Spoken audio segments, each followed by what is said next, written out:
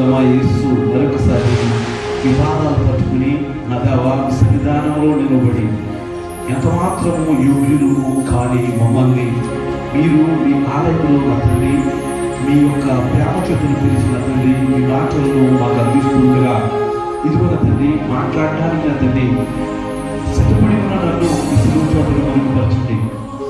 మాట్లాడేది నేనైతే వ్యర్థం, మీరే నాతో నా తండ్రి నాకును మాకును కావలసిన మీ ఆత్మతో నడిపింప చేయమని మీరు మాత్రమే మహిమ ఘనత ప్రభావములు చెల్లించుకోమని నా ప్రభువును మీ రక్షకుడైన యేసుక్రీస్తు వారి దివ్య పాదములను బట్టి బ్రతిమాలి వేడుకుని పొందుకుంటున్నాం మా పరమ తండ్రి. ప్రియమైన దేవుని వల్లారా, వాక్యమైన దేవుడు మనందరితో మాట్లాడడానికి సిద్ధంగా ఉన్నాడు. ఆరాధనలో మేమందరం కూడా చాలా ఆనందించాము అన్నవారు మరొకసారి స్తుతులు స్తోత్రాలు చెల్లిద్దాం. హల్లెలూయా, హల్లెలూయా. ఈ దినము మనందరం కూడా చదువుకునే ఈ యొక్క అధ్యాయము, ఈ యొక్క ప్రవక్త దేవునితో చక్కని రీతిలో ప్రార్థనాపూర్వకంగా ఈ లోకములో ఉన్న పరిస్థితులను గురించి ఆయన ప్రార్థన చేసి దేవుని అడుగుచూ ఉన్నారు. దేవుడు ఏం చేస్తారండి? అడుగుచూ ఉన్నారు, అయ్యా ఇంత భయంకరమైన స్థితిలో ఈ లోకం ఉంది, ఇంకా మీరు ఈ జనాంగాన్ని ప్రేమించి ఈ జనాంగాన్ని మా మీదకి మీరు పురిగొల్పుతున్నారా, లేకుంటే ఈ జనాంగాన్ని మీరు మా మీదకి ఇంకా న్యాయవంతులుగాను మమ్మల్ని తీర్పు తీర్చేవారుగాను మీరు చేస్తున్నారా అని చెప్పేసి ఇక్కడ ప్రశ్న ఇస్తున్నట్టు మనము చూస్తూ ఉంటున్నాం.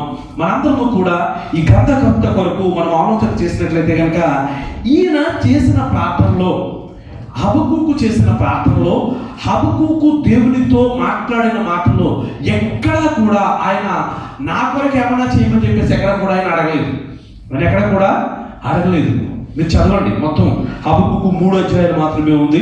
ఆ అధ్యాయాలు అన్నింటినీ చదవండి మీరు. కానీ ఆయన ఎక్కడ కూడా నాకు ఇది దయచేయదేవా అని చెప్పేసి ఆయన అడగలేదు. ఎందుకు అంటే ఆయన అడిగేది ఏంటయ్యా అంటే కనుక, ఆయన అడిగేది ఏంటి అంటే కనుక, దేవా మీరు ఇంత గొప్ప దేవుడు కదా.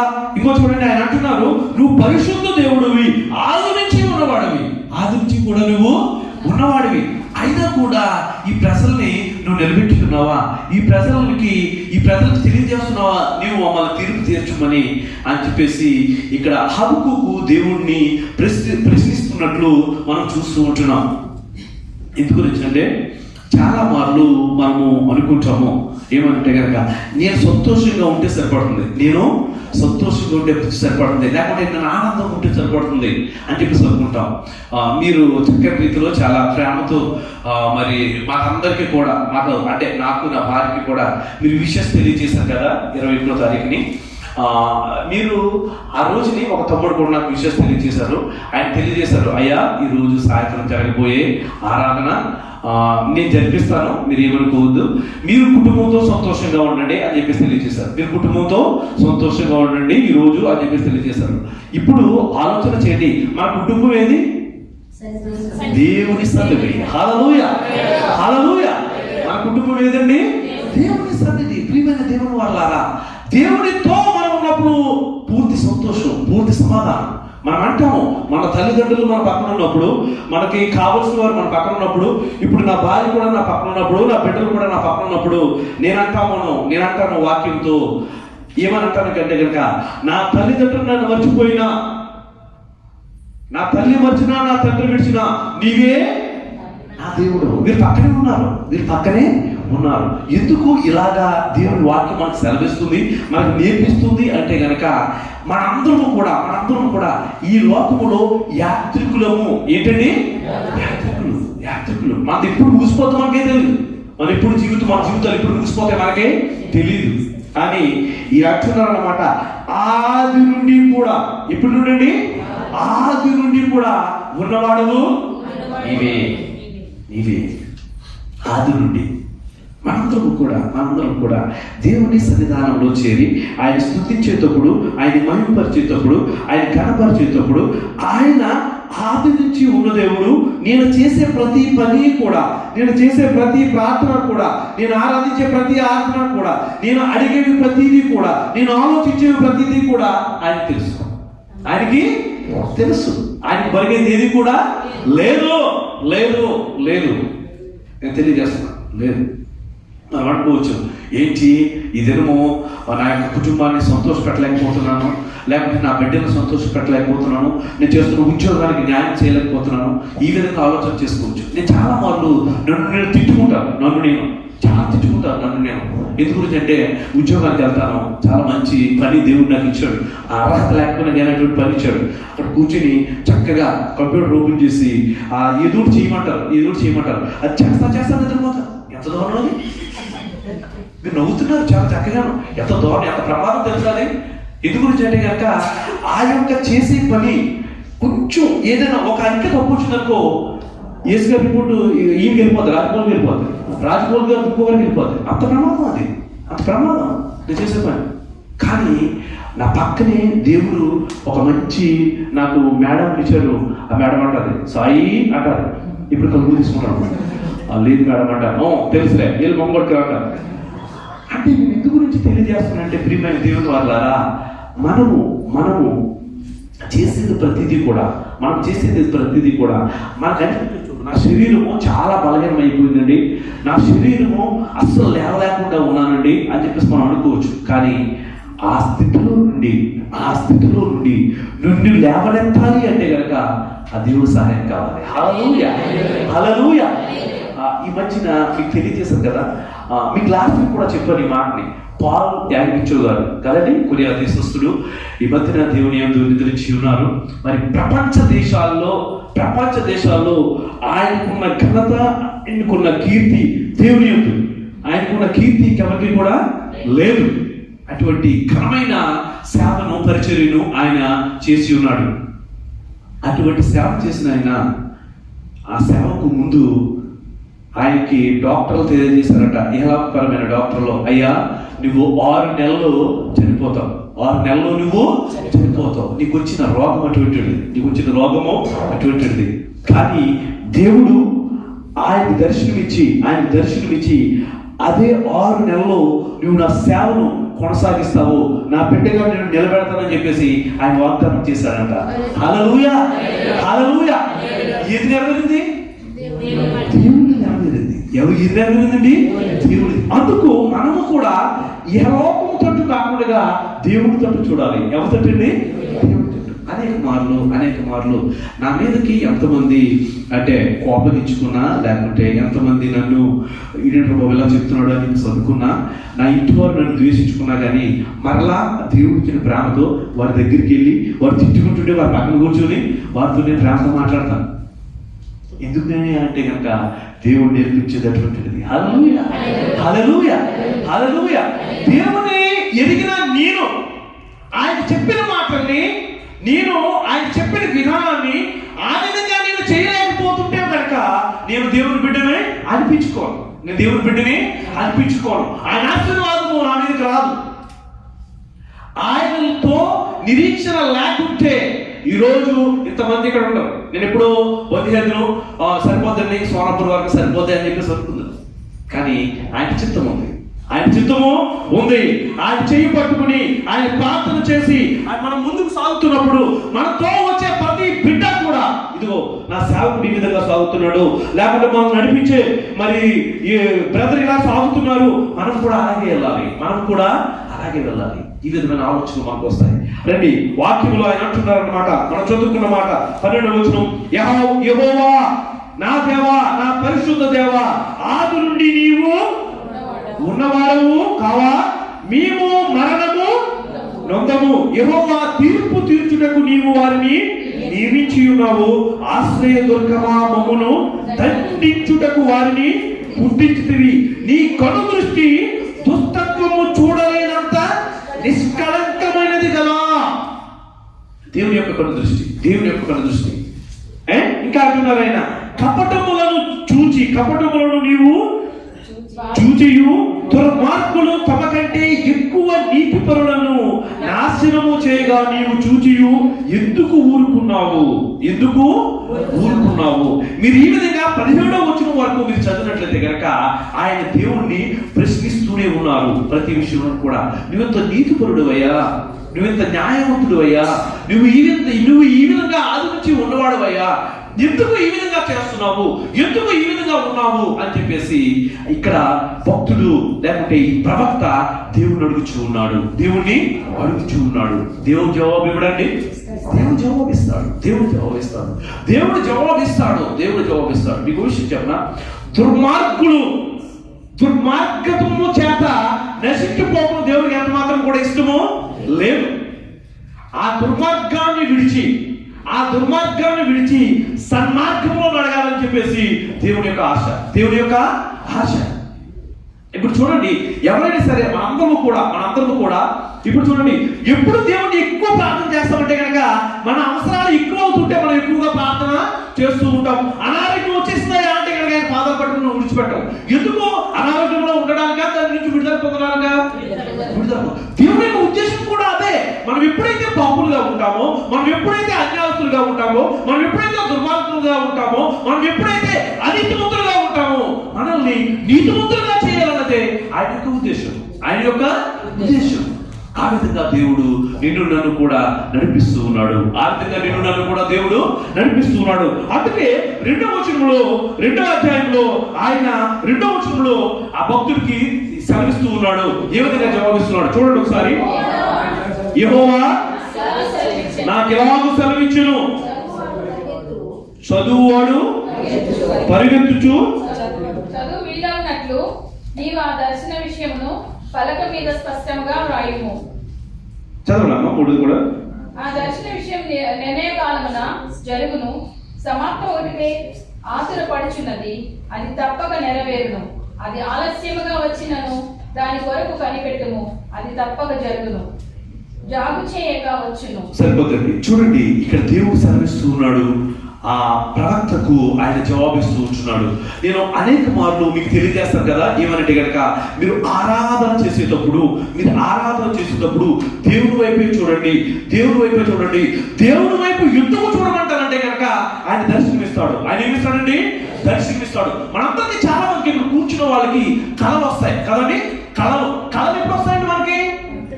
కళలు ఎప్పుడు వస్తాయి చెప్పండి? ఇలా కూర్చుని ఇలా చూసేటప్పుడు వస్తాయి మన కళలు. ఎప్పుడు వస్తాయండి? నిద్రపోయేటప్పుడు వస్తాయి. ఎప్పుడు వస్తాయి? నిద్రపోయేటప్పుడు నిద్రపోతారా? కళ్ళు మూసుకుని మనము నిద్రపోతాం. నేను మిమ్మల్ని కళ్ళు మూసుకుని దేవుడిని ధ్యానించమన్నది ఆయన దర్శనమిస్తాడని. ఆయన ఏమిస్తాడండి? దర్శనమిస్తాడు. ప్రియమైన దేవుని వల్ల నేను చూస్తా, చప్పట్లు కొట్టేస్తాను, నేను నాకు ఈయన ఏం చేస్తున్నాడో తెలుస్తుంది, ఆయన ఏం చేస్తున్నాడో మనకి తెలుస్తుంది, దేవుడు ఏం చేస్తున్నాడో మనకి తెలియదు. దేవుడి వైపు చూస్తే దేవుడికి ఆత్మీయమైన నేత్రాలు కావాలి. ఎలాంటి నేత్రాలండి? ఆత్మీయమైన నేత్రాలు అంటే కనుక ఇహలోకాన్ని చూడకూడదు. మన తమ్ముడు వాక్యం తెలియజేస్తూ పేతురు గారిని జ్ఞాపకం చేస్తున్నారు. ఆయన నీటి మీద నడుస్తూ అది ఆత్మీయమైన తండ్రిని ఆత్మీయ నేత్రాలతో చూస్తున్నప్పుడు దేవుడు కూడా నడిచాడు. ఇహలోకమైన నేత్రాలను చూసి ఆయన నీటిని చూశాడు, లోనికి వెళ్ళిపోతున్నాడు. ఇది అర్థమవుతుందని ఎందుకు చెప్తున్నాను? యెహోవా ముందు ఎప్పుడైతే చూస్తామో దేవుని సన్నిధానంలో ఉండి అయ్యా మీరు అలా చేయండి అని చెప్పేసి మనకు తెలియజేసేటప్పుడు మనము ఆయన అలా చెప్తూ ఉంటాడు, మనం ఇదేదో చూద్దామని చెప్పేసి ఎలా చూస్తాం అనుకోండి, మీకు అది అర్థం కాదు. మీకు అది అర్థమైతే మీ జీవితం మారుతుంది. దేవుని మాట వింటే మీ జీవితం మారుతుంది. యెహోవా అంటే ఇక్కడే ఉంటారు 20 సంవత్సరాలైనా సరే, అందుకే నేను ప్రార్థన చేయలేకపోతున్నాను, అందుకే నేను వాక్యాన్ని ధ్యానించలేకపోతున్నాను, అందుకే నేను ఇంకా చాలా చేయలేకపోతున్నాను. దాని కారణము ఇదే. ఇక్కడ ఆయనకి దర్శనం వస్తుంది. ఆ దర్శనంలో ఆయన తెలియజేస్తున్నాడు, యెహోవా నాకు ఎలాగూ సెలవు ఇచ్చును, చదువువాడును పరిగెత్తువాడును చదువు వీరమునట్లు ఆయన ఆ దర్శన విషయమును పలుక మీద స్పష్టముగా వ్రాయము. పలుక మీద ఎలా రాయాలండి? పలుక ఏది? హృదయం అనే పలక మీద మనం రాసుకోవాలి. ప్రియమైన దేవుని బిడ్డ, నువ్వు రాస్తున్నావా? నేను రాస్తున్నా. నేను ఒక సమయంలో రాస్తాను కాబట్టి మీ అందరి ముందు దేవుడు నన్ను నిలబెట్టాడు. హల్లెలూయా. దేవుడు గొప్పవాడు, దేవుడు అనువాడు, దేవుడు ఉన్నవాడు, నిరంతరము కూడా నీతో ఉన్నవాడు, నిరంతరము కూడా. నాకు రాత్రి నిజంగా చెప్తున్నాను మీకు, నా కళ్ళ నీళ్ళు వచ్చినాయి. మరి తల్లి శీలమ్మ గారు, మరి కుమారి గారు, ఇంకా తదితర సహోదరులు, కుమారి లేక నలుగురు ఉన్నారంట. మరి కుమారి గారు అంటే అందరు కుమారులు అనుకోవాలంతే మీరు అందరూ. వాళ్ళందరూ కూడా ఎంతో ప్రయాసపడి మా కొరకు ఆరాధన జరిగిన వెంటనే చక్కని కేక్, ఎంత బాగుందో కేక్. ఫోటో తీసుకొని సరిగ్గా తీయలేదు, వాళ్ళు ఏదేదో ఆలోచించుకుంటూ ఉన్నారు బాబు. అంటే నేను ఎందుకు గురించి తెలియజేస్తానంటే కనుక చక్కని కేక్, అది ఎంత స్వీట్గా ఉందంటే, అంటే స్వీట్ కంటే ఎంత చూడడానికి ఎంతో అందంగా ఉందో, చక్కగా చిన్నగా. నాకు చాలా ఆనందం ఇస్తుంది. ఎందుకు అంటే కనుక నేను ఎందుకు చెప్తున్నానంటే మాటలు మీకు, మేమెవరమో వారికి తెలియదండి, మేమెవరమో వారికి తెలియదు. కేవలము దేవుని యొక్క వాక్కు మమ్మల్ని దగ్గర చేస్తుంది. హల్లెలూయా, హల్లెలూయా. దేవుని యొక్క వాక్కు మాకు ఆ ప్రేమను పంచింది. ఎంత విలువైందో నువ్వు అర్థం చేసుకో. ఎంత విలువైందో, ఎంత ఘనమైందో మనం అర్థం చేసుకోవాలి. అందుకే మన యొక్క ప్రథమ స్థానము దేవునికి ఇవ్వాలి. మన ప్రథమ స్థానం ఎవరికి ఇవ్వాలండి?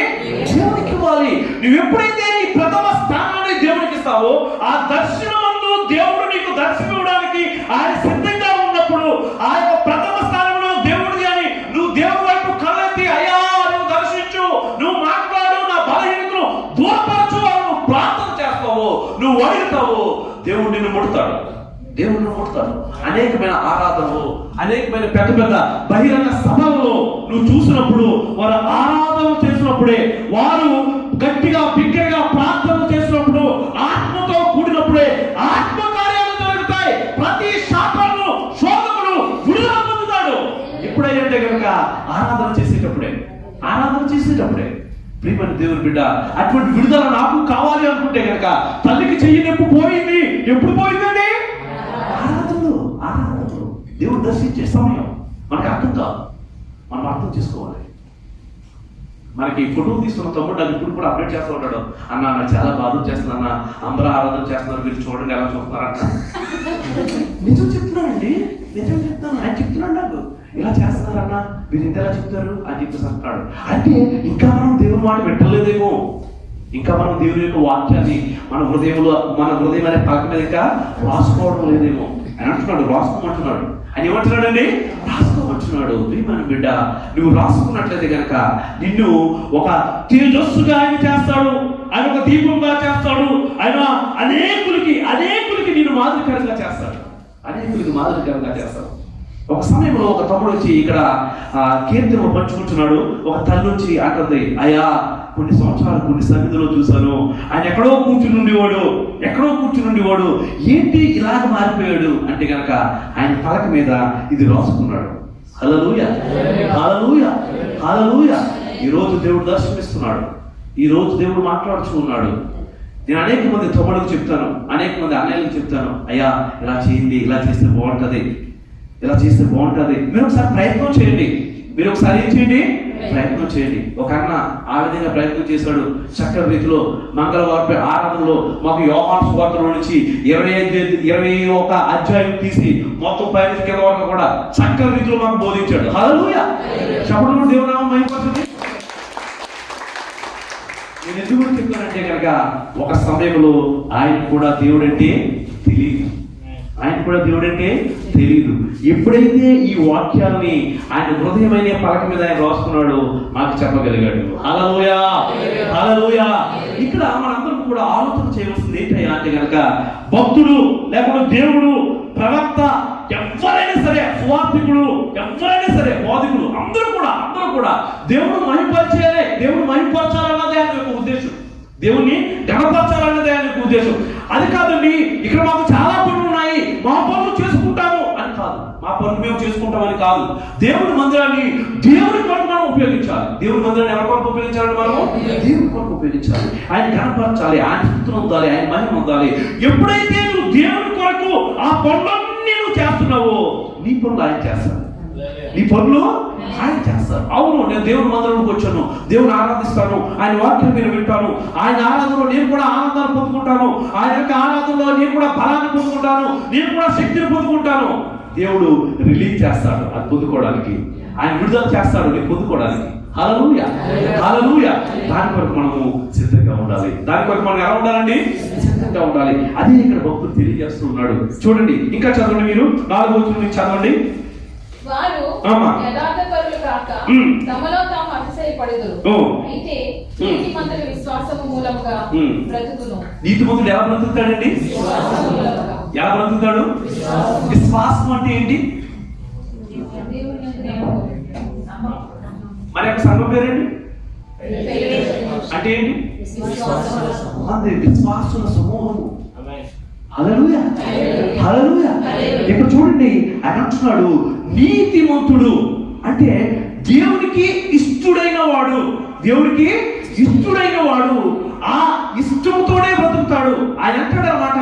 ఒక వచనంలో పౌలు గారు మనకు సెలవిస్తాడు ఏంటంటే కనుక విశ్వాసము లేకుండా దేవునికి ఇష్టడై ఉండుట అసాధ్యము, అసాధ్యము, అసాధ్యము. అందుకే ఆయన అంటున్నాడు దేవుడు అంటే ఆయన అంటున్నాడు అనమాట, నీతిమంతుడంట విశ్వాస మూలంగా బ్రతుకుతాడంట.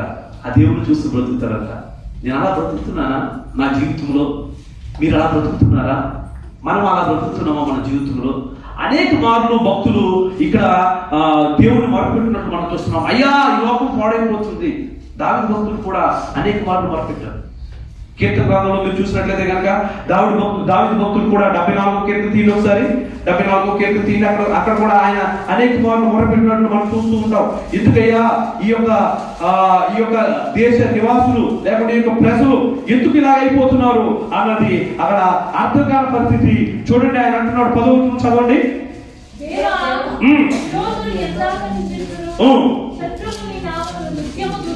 చూడండి, శత్రువులు నీ నామమును నిత్యము దూషిస్తురా అంటే కనుక శత్రువులు ఎక్కడో బయట నుండి వస్తారు అని చెప్పేసి వెయిట్ చూడొద్దు.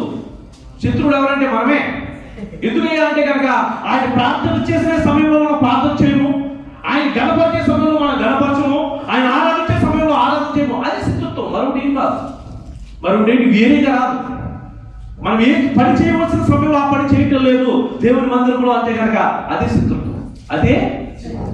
ప్రియమైన దేవుని బిడ్డ, దేవుని మందిరంలో చేరి ఉన్న మనము దేవుని మందిరానికి ఎందుకు వస్తున్నానయ్యా అంటే కనుక దేవుని కొరకు వస్తున్నాం. ఎవరి కొరకు అండి? దేవుని కొరకు వస్తున్నాను. అయ్యా దేవుని కొరకు నువ్వేం ప్రార్థన చేసావు అంటే కనుక మనకి తెలియదు. ఏ వాక్యం బోధించారా అంటే కనుక తెలియదు. ఏం జరిగింది అంటే కనుక తెలియదు. చెప్పొచ్చు, మీరు అందరూ కూడా చెప్పొచ్చు, అయ్యా ఈరోజు ఆరాధనకి వెళ్ళాము, మా పాస్టర్ గారికి మ్యారేజ్ డే అంట, చాలా గ్రాండ్ గా సెలబ్రేట్ చేస్తున్నారు. అది దేవుడికి ఇష్టమండి? చెప్పండి, మీరందరూ చెప్పండి. దేవుడికి ఇష్టమా? కాదు, ఎంతమాత్రమో కాదు. నేను చెప్తున్నాను ఖచ్చితంగా. దేవునికి ఇష్టమైన పనులు మాత్రమే మనం చేయాలి. అర్థమవుతుందండి? మీరందరూ మా కొరకు ప్రార్థన చేశారు, అది దేవునికి ఇష్టం. దేవునికి ఇష్టమైన పనులు మాత్రమే మనం చేయాలి. కానీ ఆయన ఏంటి మనకి అవకాశం ఉన్నాయని మీరు అడగవచ్చు, ఇది కూడా అడగవచ్చు. చాలా అంటే తెలివైన వారు కదా. ఇక్కడ మన తమ్ముడికి పాపకి బర్త్డే చేస్తాం కదా, నచ్చేసాం. ఆయన అంటాడు చంటి బిడ్డల్ని నా యొక్కకు రానివ్వండి. ఎవరండి? వారు తెలియదు. వారి దేవుడు ఏర్పాటు చేసుకున్న బిడ్డలు, వారి కొరకు మనం చేయాలి. వారి కొరకు మనము చేయాలి, మన కొరకు కాదు. మన మీద చూపించేసుకొని ఏదేదో ఇవ్వద్దు, అస్సలు వద్దు. దయచేసి మీరందరూ కూడా సహకరించండి. నేను తెలియజేస్తున్నాను మీకు అందరికీ కూడా. ఎందుకంటే కనుక దేవుడి మందిరంలో దేవుడిని గణపరిచినాం అంటే కనుక ఇక్కడ ఆయన చెప్తున్నాడు కదా, చాలా స్పష్టంగా అంటున్నాడు, దేవా విరోధులు ఎందాక నిన్ను నిందితురు, శత్రువులు నీ నామమును నిత్యము దూషితురా. ఇంకా అంటున్నారు, నీ హస్తమును నీ దక్షిణ హస్తమును నువ్వెందుకు ముడుచుకొని ఉన్నావు? నీ రొమ్ములో నుండి దానిని తీసి వారిని నిర్మూలము చేయము. పురాతన కాలము మొదలుకొని దేవుడు నా రాజు అయి ఉన్నాడు. పురాతన కాలము, ఆది నుండి కూడా. ప్రియమైన దేవుని వాళ్ళారా, మనము ఆలోచనలు చేస్తాము అనేకమైనవి, మనకు తలస్తాము అనేకమైనవి, కానీ దేవుని చిత్తాన్ని మాత్రమే మనం నెరవేర్దాం. ఎవరినండి? దేవుని చిత్తాన్ని మాత్రమే మనం నెరవేర్దాం. మీరు అంటే దేవుని సన్నిధానంలో చేరిన మనందరము కూడా దేవుడు సెలవిచ్చే ప్రతి మాట కొరకు మనము ఎదురు చూస్తూ ఉండాలి. మనం ఎలా ఉండాలండి? ఎదురు చూస్తూ ఉండాలి, కనిపెట్టుకుంటూ ఉండాలి. దేవుడు ఎల్లప్పుడూ కూడా నాతో ఉన్నాడు. ఈరోజు చక్కని పాటలు మీరు పాడారు.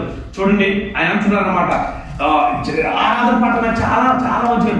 రాజా నీ సన్నిధిలో ఉంటానయ్యా, మనసారా ఆరాధిస్తూ బ్రతికేస్తానయ్యా. రాజా నీలోనే ఉంటానయ్యా, మనసారా ఆరాధిస్తూ బ్రతికేస్తానయ్యా. నీ ఉన్నావేనయ్యా, నీ బ్రతకాలేనయ్యా, నీ ఉన్నావేనయ్యా, నీ బ్రతకాలేనయ్యా. నీవే లేకుండా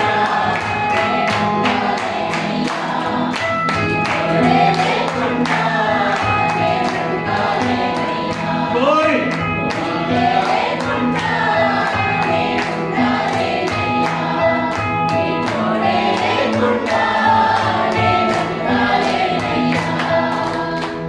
హల్లెలూయా. హల్లెలూయా. నీతిమంతులుగా ఉన్న నీవు కూడా దేవుడు అంటున్నారు, విశ్వాస మూలంగా నువ్వు జీవించు, విశ్వాస మూలంగా నీవు జీవించు. ఆయన మనం జీవింపజేసేవాడు, ఆయన మనం నడిపింపజేసేవాడు. భక్తుడు హక్కుకు దేవుడు అడుగుచుకున్నాడు, అయ్యా ఈ ప్రజల యొక్క పరిస్థితి నాకు అర్థం కావడం లేదు, ఈ ప్రజల యొక్క పరిస్థితి నాకు అర్థం కావడం లేదు.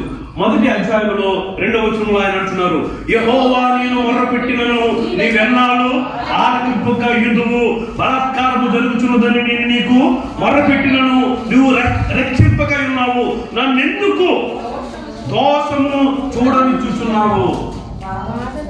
చూడండి, ఆయన దేవుని బిడ్డ, దేవుని ప్రవక్త, ఆయన దేవుని అడుగుతున్నాడు ఈ లోకంలో జరుగుతున్న క్రియల కొరకు, ఏ లోకంలో జరుగుతున్న క్రియల కొరకు, ఏ లోకంలో జరుగుతున్న అల్లర్ల కొరకు, ఏ లోకంలో జరుగుతున్న ఈ యొక్క అభ్యంతరకరమైన లేకుంటే దేవునికి విరోధమైన కార్యాల కొరకు. ఈరోజు దేవుని సన్నిధానంలో ఉన్న మనందరము కూడా భక్తుడు ప్రార్థించిన రీతిగా నేను ప్రార్థించలేకపోతున్నానే.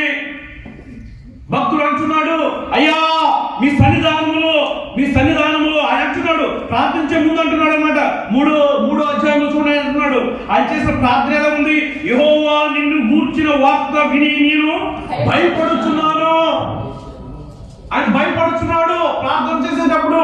ఇంత భయంకరమైన లోకంలో కూడా నువ్వు నన్ను ప్రేమించావయ్యా, నువ్వు నన్ను వేరుపరిచావయ్యా, నువ్వు నన్ను పిలుచుకున్నావయ్యా, నీ స్వరం నేను వింటున్నానయ్యా, నీ దర్శనం నాకు ఇస్తున్నావయ్యా అని చెప్పేసి మనం అంటున్నారు. సంవత్సరములు జరుగుతుండగా నీ కార్యము నూతన పరచము, సంవత్సరములు జరుగుతుండగా దానిని తెలియచేయము, కోపించుచునే వాత్సల్యమును జ్ఞాపకమునకు తెచ్చుకొనుము. వాత్సల్యమును మనందరికీ కూడా వాత్సల్యము కావాలి, ప్రేమ కావాలి. ఆయన ప్రేమ మనకు కావాలి. కోపించుకునే ఎంత కోపం ఉన్నా సరే దేవుని ప్రేమ కావాలి, దేవుని ప్రేమ మనకు కావాలి. ఆయన ప్రేమించే దేవుడు ఎందు గురించి అంటే ఆయన ఎప్పుడు కూడా వాగ్దానం చేసిన దేవుడు, నమ్మదగిన దేవుడు. ఆయన ఈ విధంగా ప్రార్థన చేస్తూ మీరు ఆఖరికి వచ్చేటప్పటికి 17వ వచనం చదవండి ఒకసారి. 17వ వచనం అమ్మా, 3వ అధ్యాయంలో 17వ వచనం. అంజూరపు చెట్లు పోయకుండినను, ద్రాక్ష చెట్లు ఫలింపకపోయినను, ఒలివ చెట్లు కాపులేక ఉండినను, చేనిలోని పంటకు రాకపోయినను, గొర్రెలు దొడ్డిలో లేకపోయినను, చాలలో పశువులు లేకపోయినను, నేను యెహోవాను ఆనందించెదను. హల్లెలూయా. ఆయన భక్తులు అంటున్నాడు అన్నమాట, ప్రార్థన చేసి అయ్యా మీరు నన్ను ఆశీర్వదించిపోయినా సరే, నాకు ఉద్యోగం ఉన్నా లేకపోయినా సరే, నా దగ్గర ధనం ఉన్నా లేకపోయినా సరే, నా ఆరోగ్యం ఉన్నా లేకపోయినా సరే, నా గృహాలు ఉన్నా లేకపోయినా సరే, నేను దేవుని యందు మాత్రమే ఆనందిస్తాను. ఎవరి యందండి? దేవుని యందు. నువ్వు ఆ విధంగా ఉన్నావా? నువ్వు ఆ విధంగా ఆనందిస్తున్నావా? ఇంకా నాకేది లేదు అని చెప్పి ఆలోచన చేస్తున్నావా? చిన్న ప్రార్థన చేద్దాం. దేవా నేను ఆరాధించే కృప నాకు దయచేయను తండ్రి. ఇదిగో నా తండ్రి, నీ సన్నిధానంలో ఉన్నాము నా దేవా, నీ సన్నిధానంలో చేరి ఉన్నాము నా తండ్రి. దేవా ఇదిగో మీ మాటలు విన్నాము నా దేవా. భక్తుడు ప్రార్థన చేస్తున్నాను నా తండ్రి, భక్తుడు మీతో మాట్లాడుతూ ఉన్నాను నా దేవా.